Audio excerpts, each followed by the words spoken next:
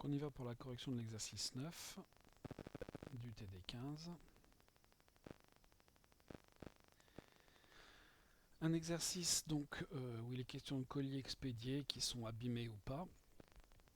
Donc à la première question, on nous demande de calculer la probabilité conditionnelle de x égale à k, sachant que grand N est égal à n. On nous demande de calculer ça.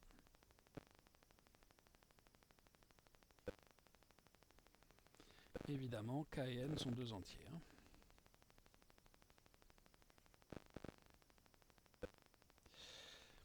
Il s'agit donc d'une probabilité conditionnelle. Grand X représente le nombre de colis détériorés et grand N le nombre total de colis qui sont envoyés. Évidemment, vous ne pouvez pas avoir plus de colis détériorés que de colis envoyés. Donc ici, on a forcément 0, dès lors que le nombre de colis détériorés est plus grand que le nombre de colis envoyés. Ok, ça c'est réglé. Maintenant, qu'est-ce qui se passe si k est inférieur ou égal à n?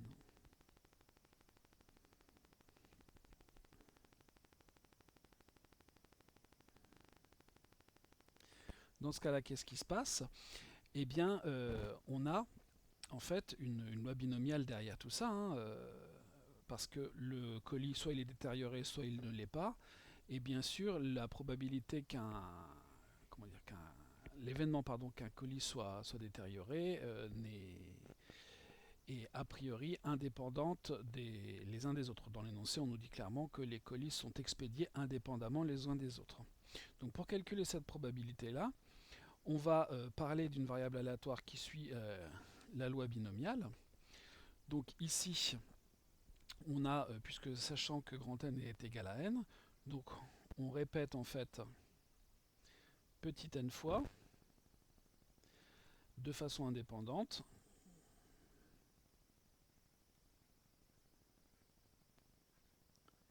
l'expérience de Bernoulli,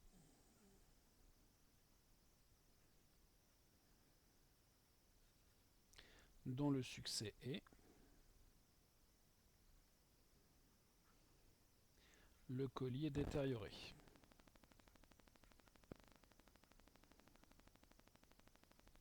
La probabilité de ce succès, dans l'énoncé, on nous la donne, elle vaut P.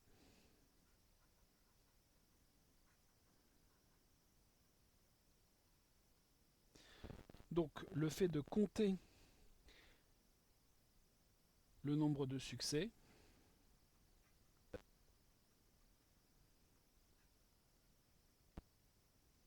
eh bien, suit la loi binomiale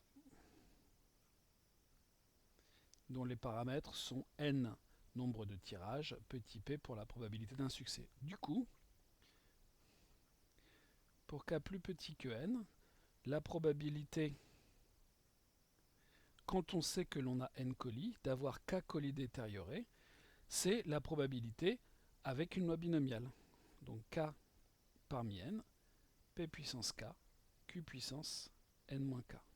Avec, comme traditionnellement, et de toute façon on nous le rappelle dans l'énoncé, q égale 1 moins p. Voilà pour la première question. Alors j'ai oublié d'encadrer le reste aussi. Donc on a soit 0, soit cette probabilité qui est liée à la loi binomiale. Deuxième question, on nous demande d'en déduire, grâce à la formule des probabilités totales, que grand X suit une loi de Poisson de paramètres lambda p. Bon, ici, cette famille, avec petit n appartenant à n, est un système complet d'événements. C'est du court. Donc on peut appliquer la formule des probabilités totales puisqu'on a ce système complet. On saura donc que la probabilité que x soit égal à k est égale à la somme a priori pour n allant de 0 à plus l'infini d p de n égale n multiplié par la probabilité, sachant que n égale n, de x égale k. Cette probabilité-là, on vient de la calculer ici. Alors, ici est au-dessus. On sait que si jamais k est plus grand que n, eh bien la probabilité ici vaut 0. Donc cette somme, Ce sera donc la somme pour n égale k à plus l'infini, des p de n égale n, multiplié par la probabilité, sachant que grand N est égal à petit n, des x égale k. Tout simplement parce que si jamais n est plus petit que k, cette probabilité-là vaut 0. Si n est strictement plus petit que k. Donc à partir de k, on aura quelque chose de non nul. Bon. Donc on aura la somme pour n égale k à plus l'infini. On nous dit dans l'énoncé que grand N suit une loi de Poisson de paramètre lambda. Donc ici on aura lambda à la puissance n sur factoriel n exponentielle de moins lambda multiplié par cette probabilité que l'on a calculée, donc k parmi n, p puissance k, q puissance n moins k. Et on n'a plus qu'à terminer le travail.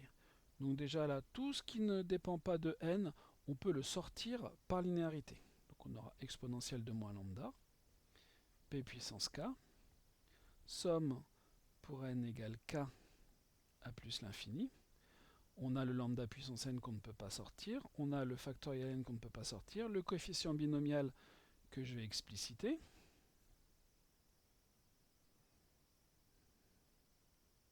Le p puissance k il est sorti, et on a le q puissance n moins k. Je vais rajouter une page tout de suite. On va passer direct à la page d'après. Donc j'ai toujours mon exponentiel, j'ai toujours mon p puissance k.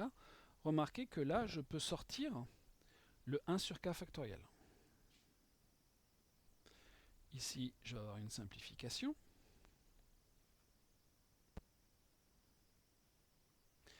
Lambda puissance n sur factoriel de n moins k,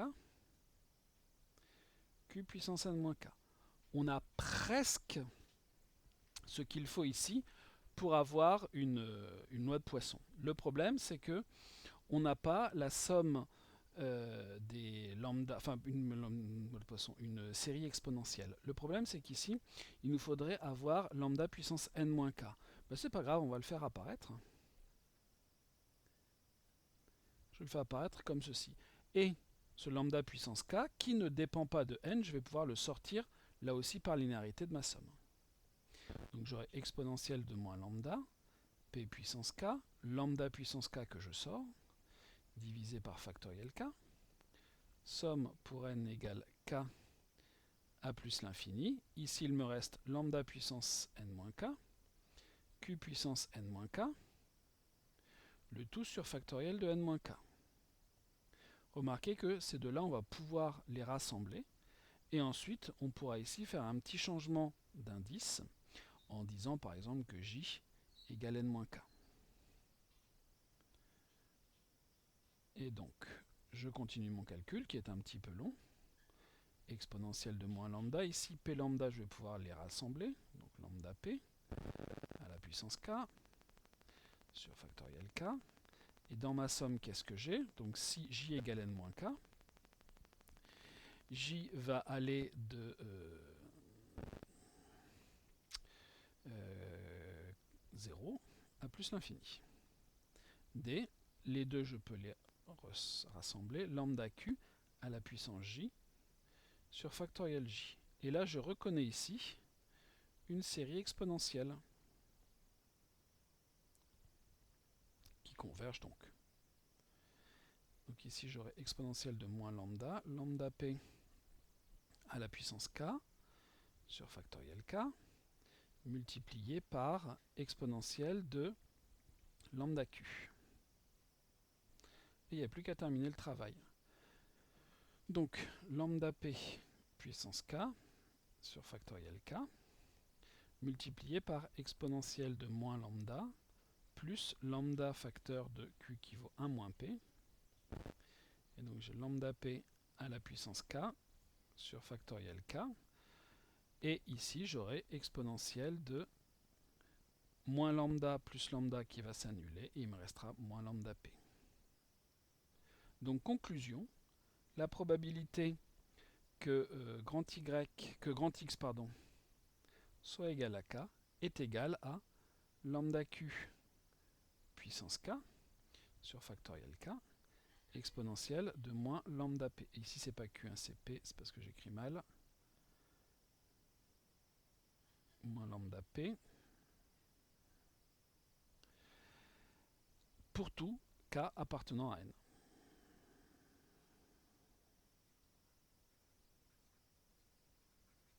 Et bien ça c'est exactement l'expression de la loi de Poisson. Donc x suit la loi de Poisson de paramètres lambda p. Voilà pour la question 2. Troisième question. On nous demande, par une méthode similaire, de montrer que grand Y, donc le nombre de colis en bon état, suit une loi de Poisson également, mais de paramètres lambda Q. Eh bien, on va travailler exactement de la même façon. Donc, je vais prendre un couple NK, et je vais m'intéresser à la probabilité, sachant que grand N égale à N, de Y, donc le nombre de colis en bon état, qui est égal à K. Bien sûr, vous ne pouvez pas avoir plus de colis en bon état que de colis livrés, donc ça vaut 0, dès lors que K est strictement plus grand que N. Et pour la même raison qu'au-dessus, pour K inférieur ou égal à N, la probabilité, sachant que grand N égale N, que Y soit égal à K, est égale à K parmi N. La probabilité cette fois d'avoir un bon colis, c'est Q puissance K, et ici P puissance 1 moins K. Même chose, d'après la formule des probabilités totales, la probabilité que grand Y soit égal à K, ça sera la somme pour N égale K à plus l'infini, dp de N égale N, multiplié par la probabilité, sachant que N égale à N, de Y égale à K. C'est-à-dire la somme pour N égale K à plus l'infini, d exponentielle de moins lambda sur factoriel N, multiplié par lambda à la puissance N, multiplié par K parmi N, Q puissance K, P puissance 1 moins K.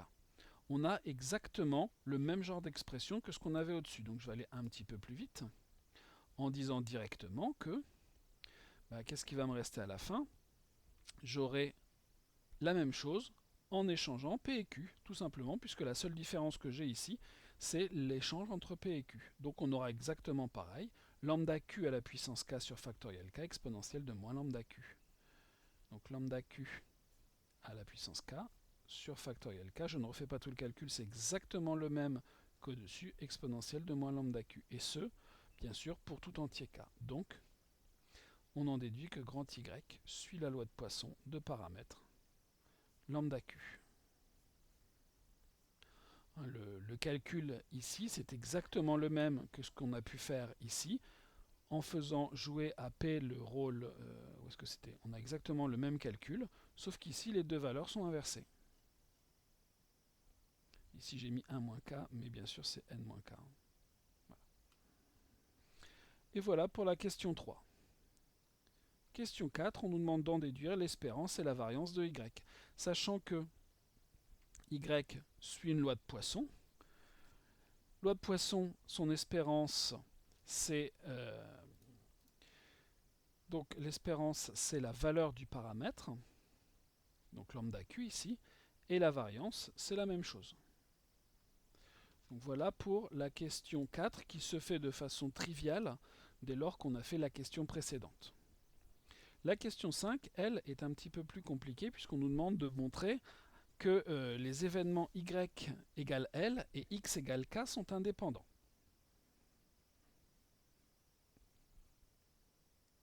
On nous demande, pour ceux qui sont allés un petit peu plus loin, en fait, de montrer que les variables aléatoires X et Y sont indépendantes. Donc je vais calculer la probabilité que grand X soit égal à K et que grand Y soit égal à L. Et pour ça, on va faire apparaître notre variable aléatoire que l'on a déjà utilisée, la variable aléatoire grand N, puisque cette variable aléatoire grand N, en fait, elle est liée à x et y. Pour mémoire, on n'a que grand X plus grand Y égale grand N. Donc ça, qu'est-ce que ça va être? La probabilité que x soit égal à k, je ne touche pas à la première, et que la deuxième, le y, ça sera n moins grand x, est égal à L.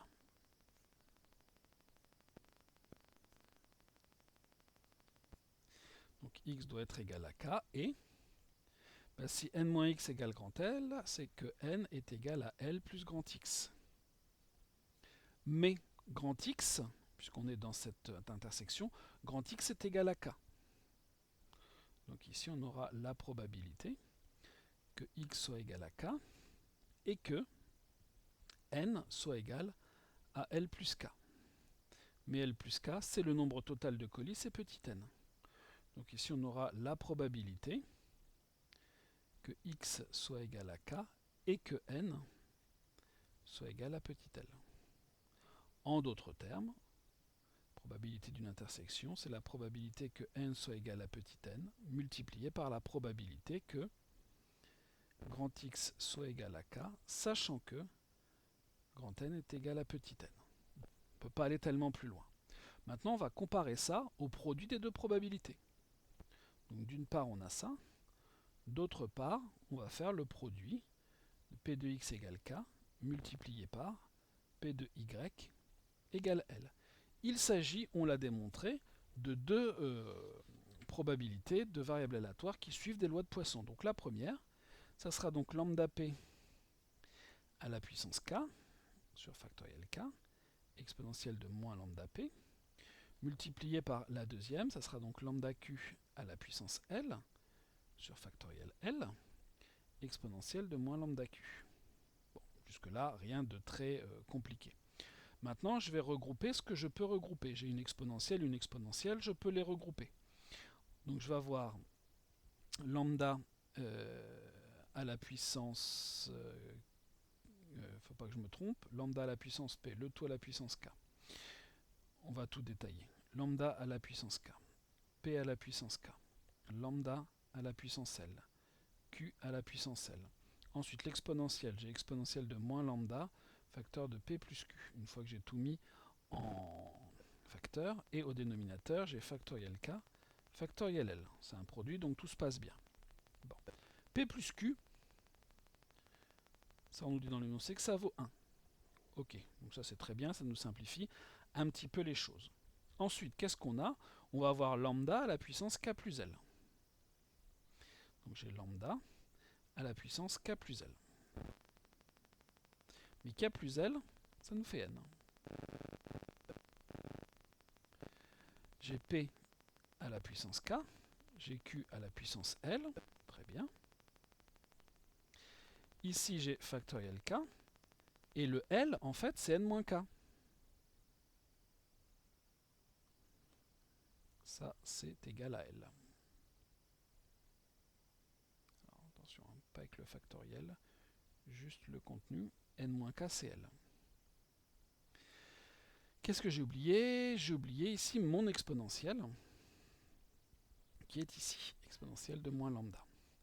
Donc si on regarde bien, j'ai lambda à la puissance n, divisé par factoriel k. Non, j'ai lambda à la puissance n. J'ai l'exponentielle de moins lambda. Il me manque une division par factoriel de n. Multiplié par, ici j'ai 1 sur factoriel k, factoriel n moins k. J'ai p puissance k, q c'est 1 moins p, à la puissance l, remarquez je peux laisser q, hein. L c'est n moins k, on l'a déjà dit.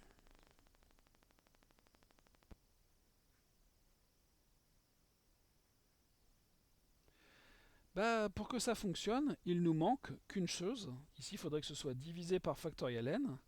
Et ici, il faudrait que ce soit multiplié par factoriel n. Et en multipliant et en divisant par factoriel n, on n'a rien changé. Qu'est-ce qu'on reconnaît? Ici, je reconnais la probabilité que grand N soit égal à petit n, loi poisson,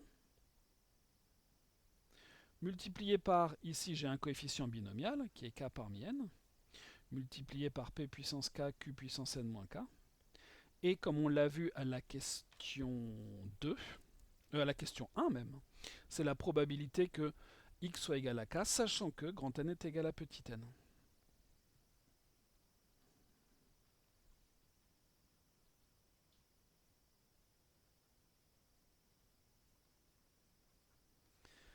En d'autres termes, j'obtiens le même résultat qu'au-dessus. Hein.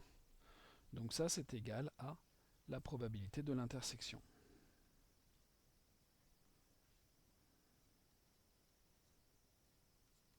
Conclusion de tout ça, on vient de démontrer que les événements x égale k et y égale l sont indépendants.